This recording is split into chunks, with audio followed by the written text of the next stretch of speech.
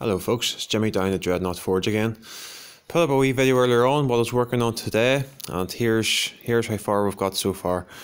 Now there's my handle of this Kephart prototype, a bit further on. Haven't got buffed yet, just a couple of other wee steps just to take, but pretty pleased how far, the way it's going so far. Got that nice ridge up the top, just a bit of a handle stop, bit of a guard. Yeah, it's going well. I'm liking that. I'm liking the size of that blade. It's going well. I'm looking forward to seeing what way it turns out in the end. Working on a couple other wee blades here. Wee bow cut, belt knife, neck knife. Yeah, it's turned into a handle day today. Now let me see. Earlier on, I was saying that because I was working in natural woods, I've got a couple of wee tips I would like to pass on. And I recall watching one from like a video ages ago from Sandy Jack from Jack Lore Knives.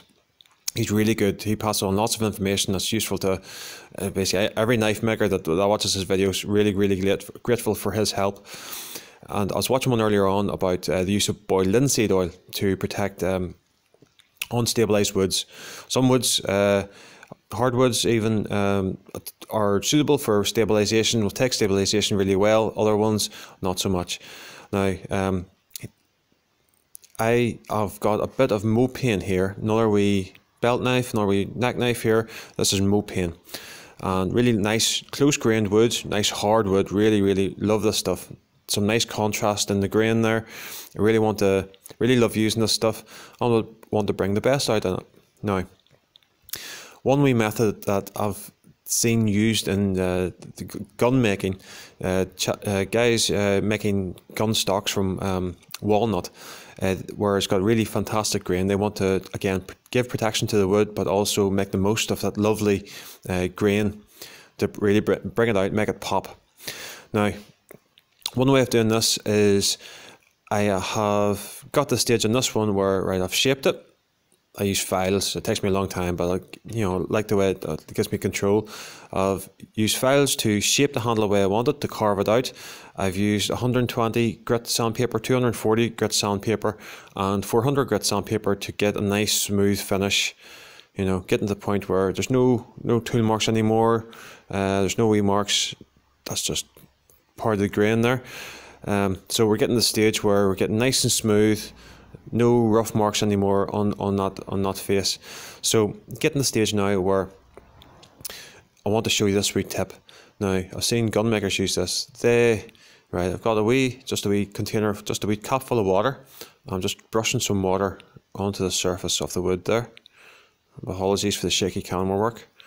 Right, so just a brush of water, just a light skim. I'm not trying to soak it. I'm just trying to put some on the surface. And the idea is that the fibers of the wood that constitute the grain, they kind of swell up, they take on the water, they swell up, and they'll stand proud. So any like loose fibers on the surface there, they'll kind of stand up a wee bit. And once that's dried off, I'm going to take another piece of 400 grit sandpaper, or wet and dry, and I'm going to sand this again. Now this is a stage where any wee kind of like tool marks, any wee kind of like file marks that I've from the processes before, they'll show up at this point, and hopefully be able to deal with those before we move on. So okay, so it's just a wee light touch of water just to take up that grain, let it pop. Really makes it like these are steps that we want to take to really make the grain pop and make the most of this lovely wood that we've got here. Now the next stage, once I've got that sanded down to 400 again, I want to show you the second stage. Right, so got a wee container, just a wee lid full of boiled linseed oil, and I'll just rub some in here. Let that dry off a wee bit. Right, the idea, first of all, boiled linseed oil.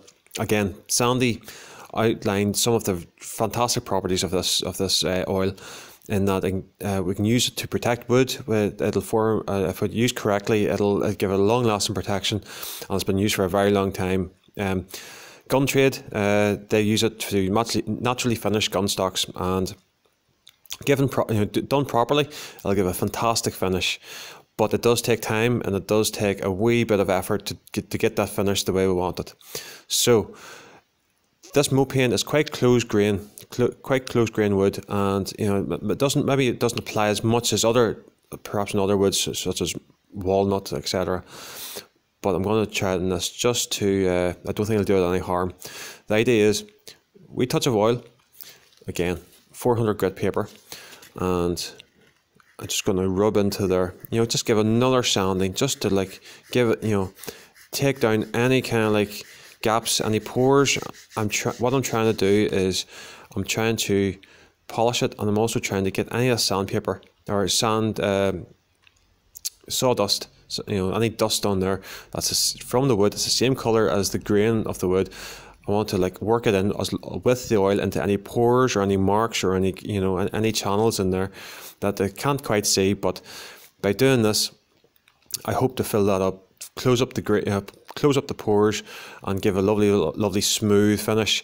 Now the idea behind doing this is basically we want to establish a surface that by repeatedly putting layer upon layer upon layer, light layers, just like a touch, and just rub it in, you know, rub it in. I use my finger. Now that has advantages and disadvantages.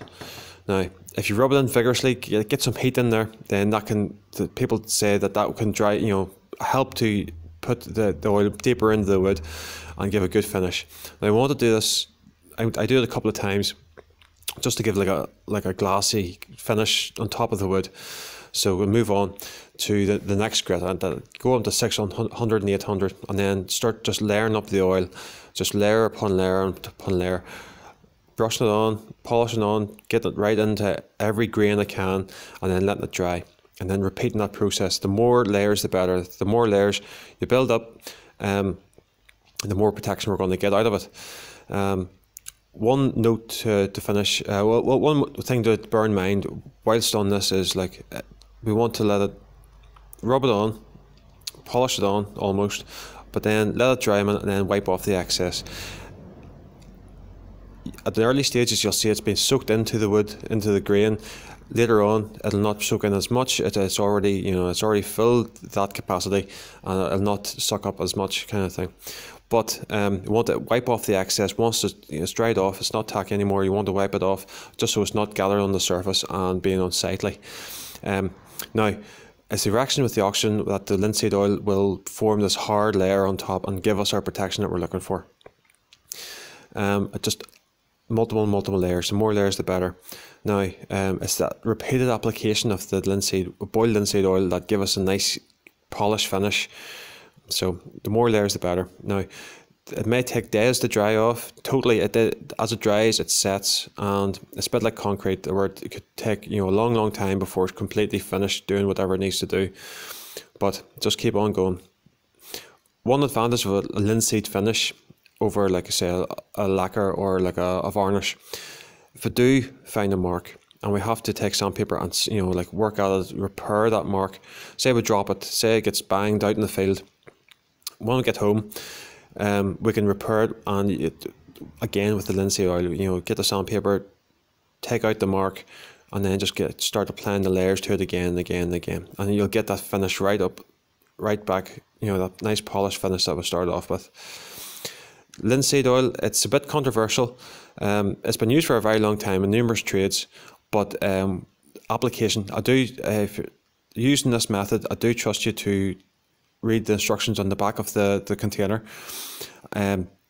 Wash your hands afterwards. There's stuff in there you do not want to ingest.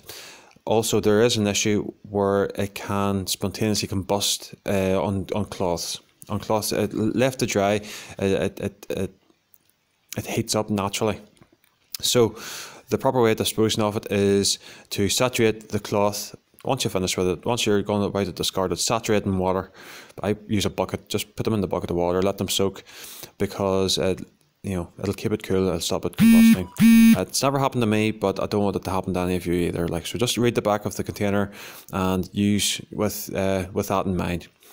Right, folks, thank you very much. I hope this has been used to you guys. I want to know how you guys do it. Let me know in the comments, and I shall see you soon. Thanks very much. Bye bye.